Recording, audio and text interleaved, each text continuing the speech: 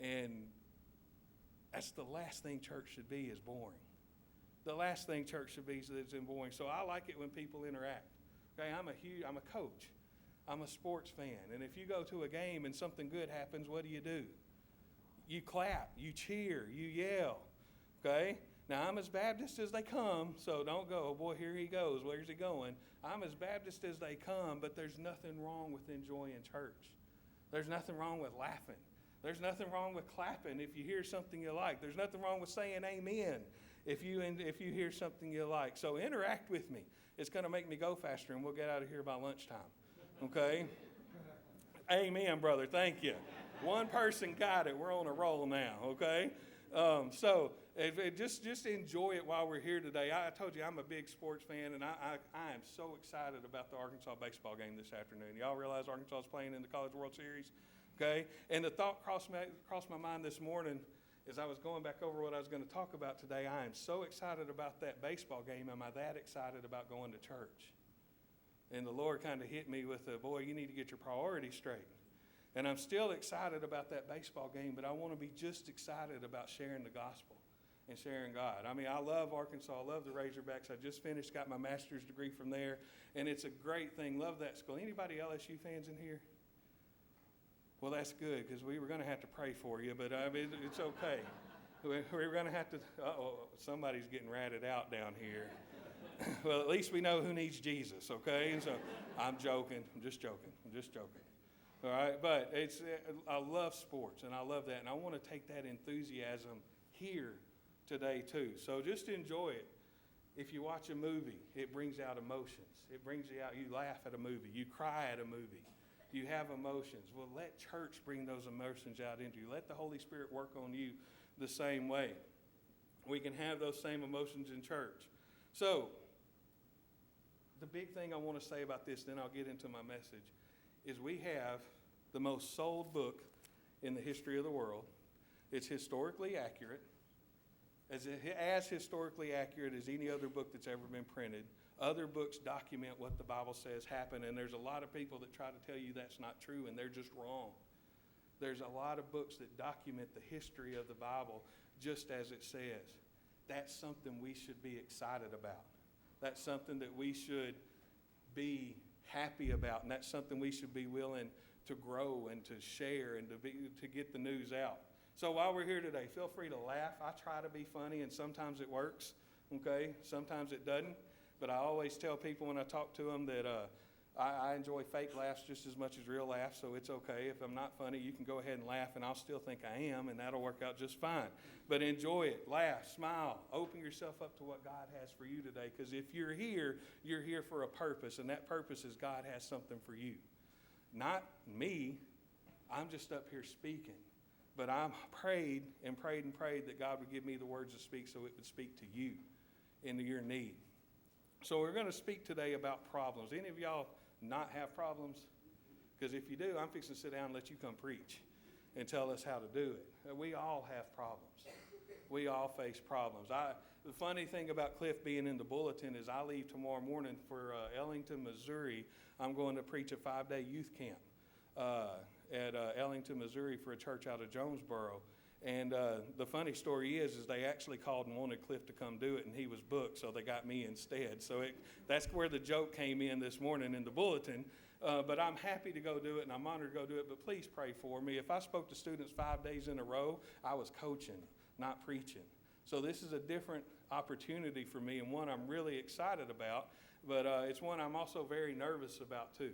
I don't want to go up there and spend 5 days, and by day 3, then say, no, here comes that guy again. I don't want to hear him. I hope the Lord uses me, and that's my prayer. So pray for me as we go through and work towards our message today. The verse I'm going to use, just one small verse. Well, it's actually not a small verse, but we're going to use one part of a verse, 2 Samuel chapter 23, verse 20, if you want to turn there. If you don't, that's okay. We're going to talk about it. But 2 Samuel chapter 23, verse 20. In this verse of 2 Samuel, it talks about a man named Benaiah. Okay, Benaiah was a man's man. If you've never heard of him, it's not that surprising because he's only mentioned just a handful of times in the Bible. But when he was mentioned, it was mentioned with many unbelievable acts, many acts of strength. Like I said, he was a man's man. He was a valiant warrior. He was a strong competitor. Whatever he did to his fullest ability. Benaiah was a guy you'd want on your side. He's a guy you'd want on your team. Now, some of the accomplishments of Benaiah we're going to look at just quickly, and I'm going to go down the list. The first thing is he was in charge of David's guard. King David in the Old Testament had what we would know today as a secret service. He had a king's guard. And when you look at the Old Testament history of how many people tried to kill David, how many people wanted him dead, you had Saul. You had his own son at one time was trying to kill him. There was many people that wanted David dead. He needed his own personal bodyguards.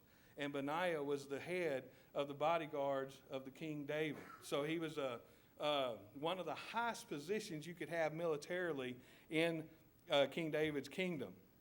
So it was a very important position. He was also the commander of David's mercenary forces. Now, what that meant was he was not a commander of the Hebrew army, the army of the Hebrews, of King David's actual army, but he was the commander of the foreign armies that King David had under his control as well. So again, he was right there next to the top spot. He was somebody that King David trusted, who he trusted his life to, and gave command over the mercenary forces. Next thing he did was he killed 2 Moabite heroes. Okay, now the thing I want you to see in this is if you look at this verse, in verse 20, it says Benaiah was a son of, and I'm not a biblical person, and I'm not even going to try to say that guy's name. Okay, but it starts with a J-O, so I'm going to call him Joe. Okay, and just deal with me. I don't mean any disrespect. I'm just not going to try to get through that and mess it up. Or I'm sorry, it starts with J-E, but I'm still going to call him Joe. Okay, Benaiah was the son of this man. He was the son of a valiant man from Kabzeel who had done many deeds. He had killed 2 lion-like heroes of Moab. We're going to stop right there. These lion-like heroes. What makes a person lion-like? What's characteristic of a lion-like person? Someone who's strong, who's courageous. What's the lion? He's the king. He's the king of the jungle. So you have these 2 warriors from this other country who are supposed to be the best. They're supposed to be the most courageous. They were strong. They were brave. And Benaiah goes out and kills both of them. It set him above the other people. Now, at that time, to compare somebody to a lion was one of the highest compliments you could give them at that time. During that time period, if you were compared to a lion, that was about as strong of a compliment as you could have received. So for him to kill 2 lion-like men was about as good as you could do in battle. It was a very big accomplishment for him. Then, if you look later in the verse, we're going to skip a little bit, and it says he killed an Egyptian giant. Now, we know that David killed Goliath. And if you look in the book, Goliath was 8 or 9 feet tall, a huge human being. Well, this Egyptian that Benaiah killed was over 7 foot tall. So at that time was still very tall for that time frame and that historical period. The thing about this was this Egyptian giant, this 7-foot Egyptian, was one of those warriors that had never been defeated. He was one of those that was like a lion.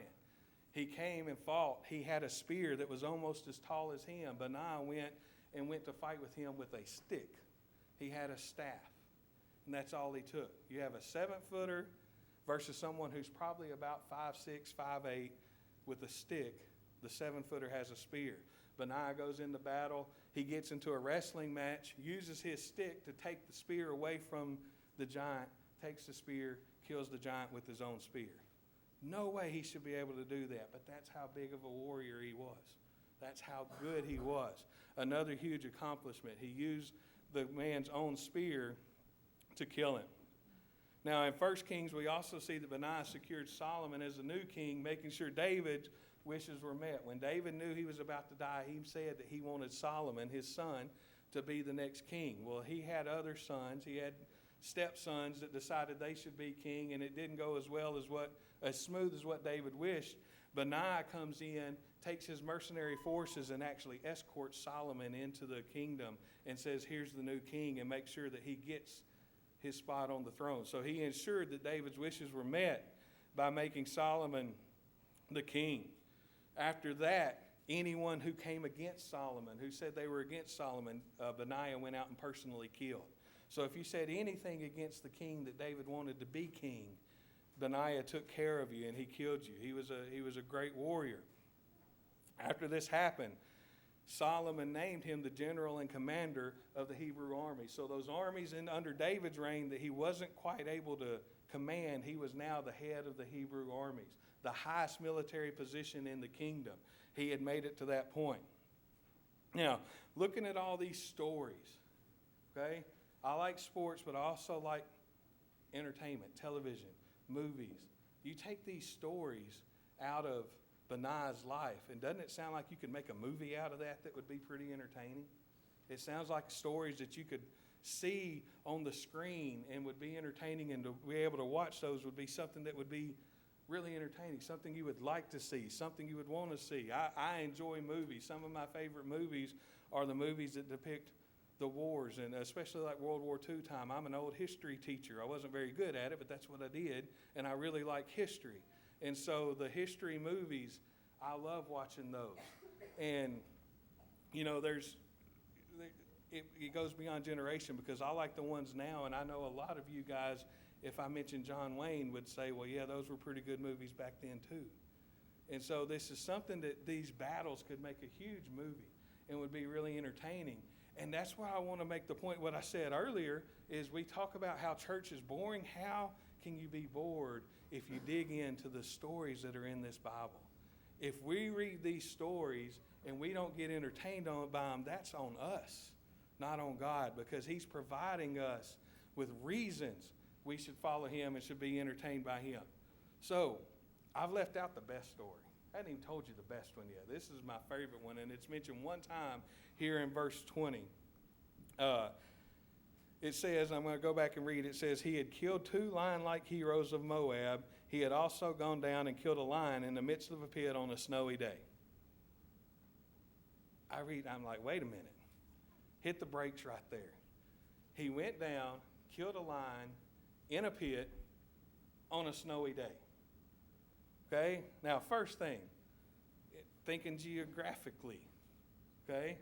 When I think of a lion, I think of either a jungle or some type of desert site.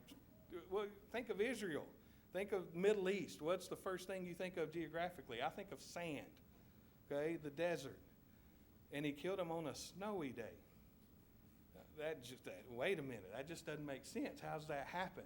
Well, in that time, and even today, it's not necessarily unusual in the mountains for snow to fall.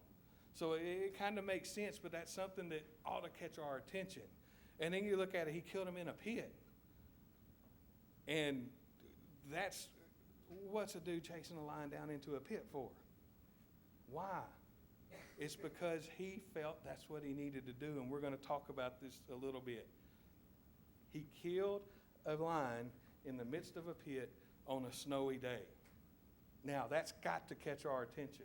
The Bible's full of little sentences. I read this sentence, and I'm like, all right, the guy who wrote 2 Samuel, why aren't there more details than just that one sentence? Why didn't you give us more?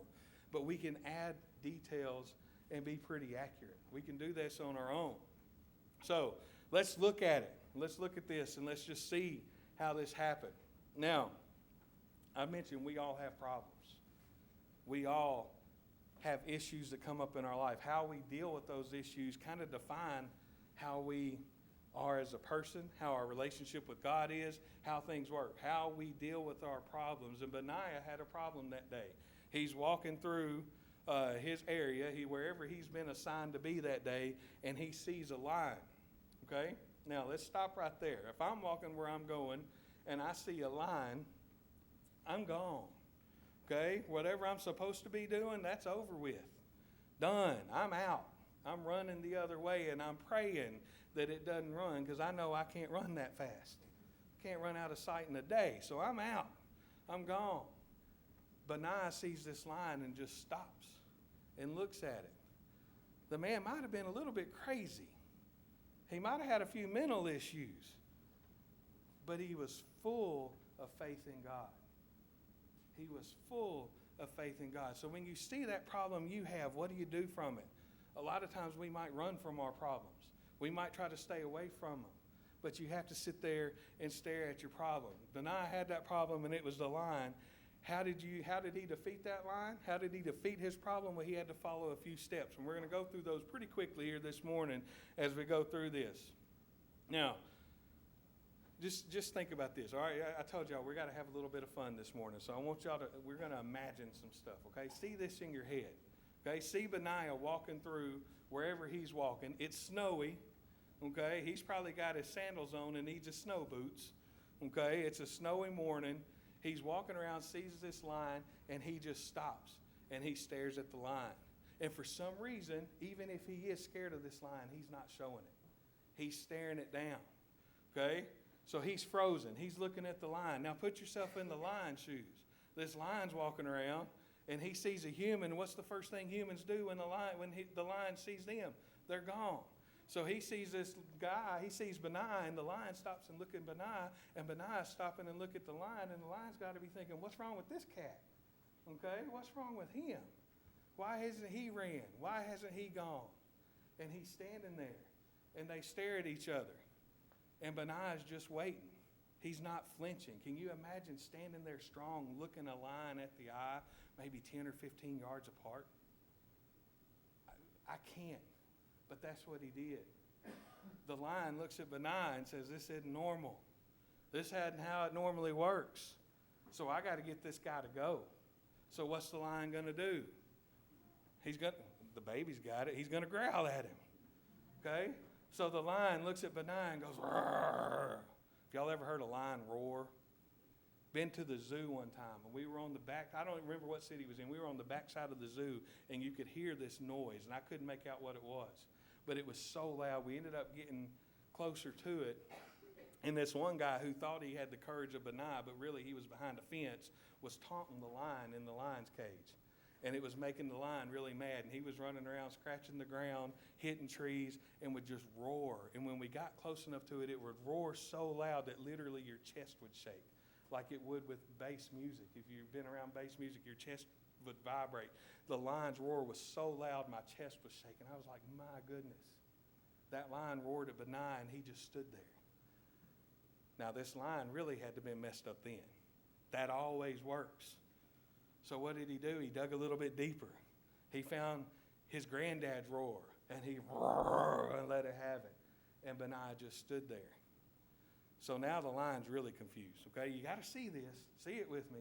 The lion's really confused, and he stands there, so he kind of bows his big chest up, and he turns and faces Benaiah. And Benaiah's not going anywhere. He sees an opportunity. He sees a problem, and he's going to defeat that problem. And so Benaiah just looks at that lion and just flinches like he's going to go at it, and the lion takes off running. The lion takes off running. Can you imagine that? We're talking about a lion, the king of the jungle. And one man stares him down and flinches at him, and the lion takes off running. How amazing is that? How awesome is that?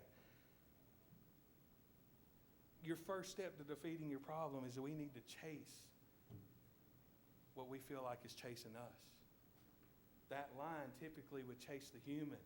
When we have our problems, a lot of times we feel like everywhere we turn, everywhere we go, every move we make, that problem's right there with us. We can't escape it.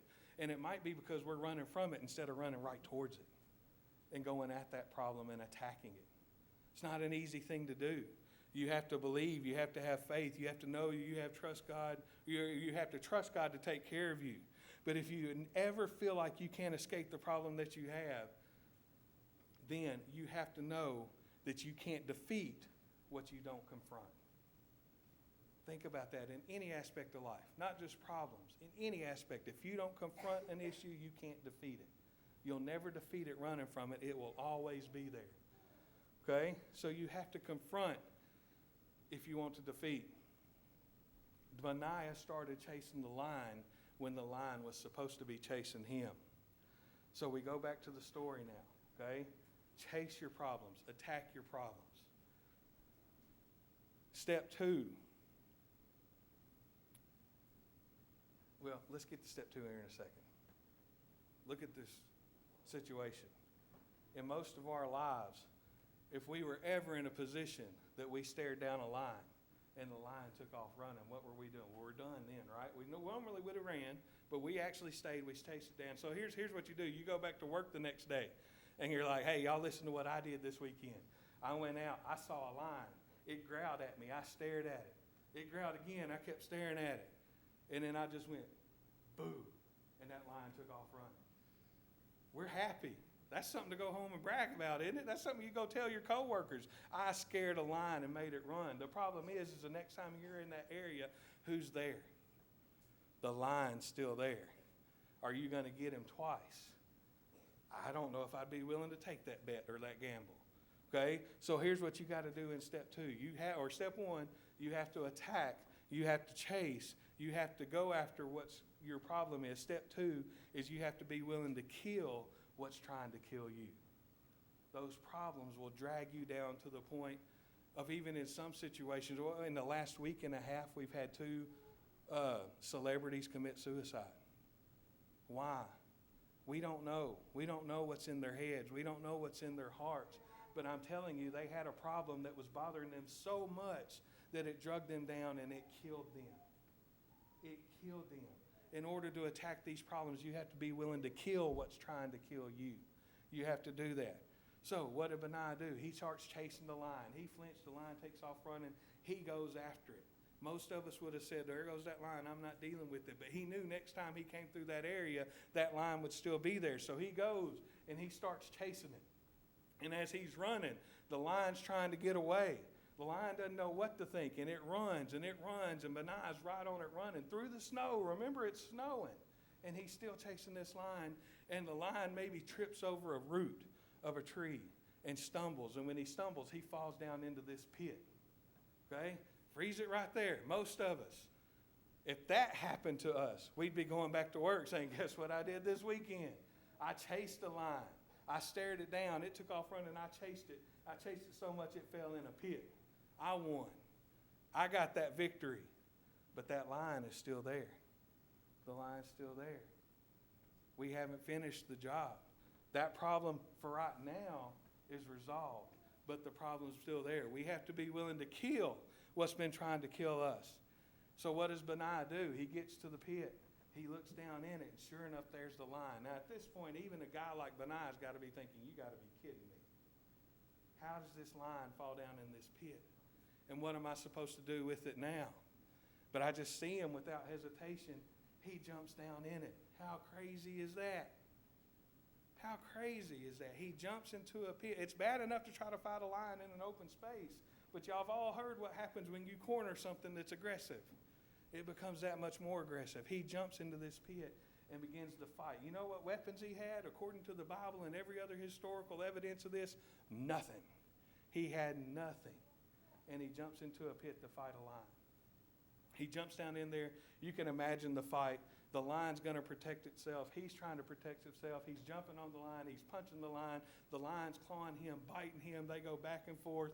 Commotion, commotion. If you're outside of that pit and you were looking in, all you would hear was roars and screams. Think about that. And then all of a sudden it stops. There's no more noise. There's nothing. And you're sitting back watching. You can't see in the pit. And out of nowhere, you see a hand reach up over the pit. It's probably covered in blood. It's probably cut up. And then you see the second hand reach up. And you see a man start pulling himself out. And you're wondering, how in the world did this guy get out of that pit with that lion? He's probably cut to pieces. He's probably injured way more than what we can even imagine. But the lion's in the bottom of the pit dead. He was willing to kill what was trying to kill him. And he survived. Now that's when you go back to work the next day and you walk up and say, hey, y'all, guess what I did this weekend? And they see you cut, stitched up, bruised. And they're like, man, what happened to you? And you say, you should see the other lion. That's where we would see it in our lives. That's where you would go back and tell that story. But that's not the whole part of it. That's not it. What we have to do is we have to see how we must attack those problems. We must be willing to kill them. It's easy for us to run, to hide, to deflect away from a problem and just hope it disappears. Pray it disappears. That's what God tells us to do. Pray. He's going to deliver us. And that's the truth. But I don't believe that God wants us to pray and just sit and wait on a miracle. God wants us to go and do the work, to follow His commands, and He's going to bless us through. The thing is if He intended us to just pray and wait on a miracle, He wouldn't have given us the tools that He's given us. Okay? I heard someone last week. We came back from FCA camp last week. Great time. Over 100 kids gave their heart to Christ during that week. It was just an unbelievable time. And I heard one of our speakers say that the Bible, I've always heard this as a coach, the Bible is a playbook.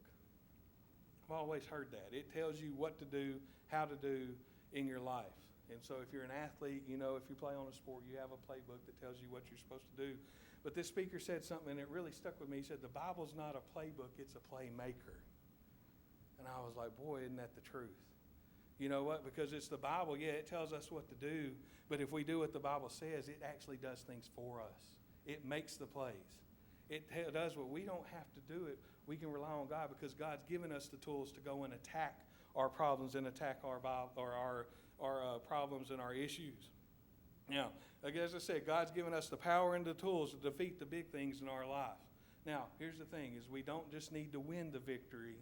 We need to celebrate the fact that God has delivered us from our problems. How does that happen? We just talked about how if that happened to you, you'd go back and tell all your friends at work, look what happened to me, and you'd be beat up. Well, I'm sure Benaiah did something similar to that. He had to go back to his ranks, to his military soldiers, to his guard post. He had to go back, and people had to see him and wonder what in the world happened. And he said, I just saw a lion, and it fell into a pit, and I jumped in and killed it. It was a pretty cool day. That had to be his story. But don't you think he came back telling how he did something that everyone in the world would see as impossible because God gave him the power to do it? You have to celebrate those victories. Okay? Step 3, you have to embarrass what's been trying to embarrass you. Our problems can be embarrassing. I have a problem right now today that I'm not going to stand here and tell you what it is because I don't want you to know. It's embarrassing. Could it be worse? Absolutely. I don't want y'all going home thinking, boy, that guy's got something bad wrong with his life. That's not what I'm saying, but I have an issue that I don't want you to know about because it can be embarrassing. I deal with it. I fight it. I try to get things right, and I do get things right, and the Lord helps me, but that doesn't mean I want to come up here and proclaim it to you. But we have to be willing to embarrass what embarrasses us. When we defeat that giant, when we defeat that lion in our lives, when we stop those problems and we get things done, we have to be willing to go out and share exactly what's happened and tell how God helped us win that victory and how God helped us through our situations and our problems. Okay, so we have to do that. Now, the third step, again, like I said, embarrass what's been trying to embarrass you. God's given us the power and the tools to beat the big stuff in our life. We have to celebrate that victory, like I said. Now, what we have to understand, and I'm closing up here, what we have to understand is what's been defeating us or what's been defeating you in your life may simply just be because you're running from the problem instead of running towards it. It's that simple. The problems you have in your life might simply be there just because you're running away from it rather than running towards it. Attack those problems. You have the tools. You have God on your side. You have the Creator of all things on your side. Benaiah knew he could defeat that lion because he had God on his side and God created that lion. We were created for a purpose. And God's going to give us those tools to do that. Attack your problems. Run towards them with the tools God's giving you, and then kill your problems with God's help, and then tell the world how God helped you secure that victory in your life. What problems are holding you down this morning? We all have them. We all have them. What problems are holding you down? Have you given that problem to God? Or are you still trying to fight that battle on yourself or on your own? Are you trying to do things your own way, or are you trying to do things God's way? Are you running from that problem, or are you attacking that problem full speed ahead? Are you using the tools that God is giving you? Bigger question even yet is, do you have a relationship with Jesus Christ? All this stuff I've said this morning won't make a sense at all if you don't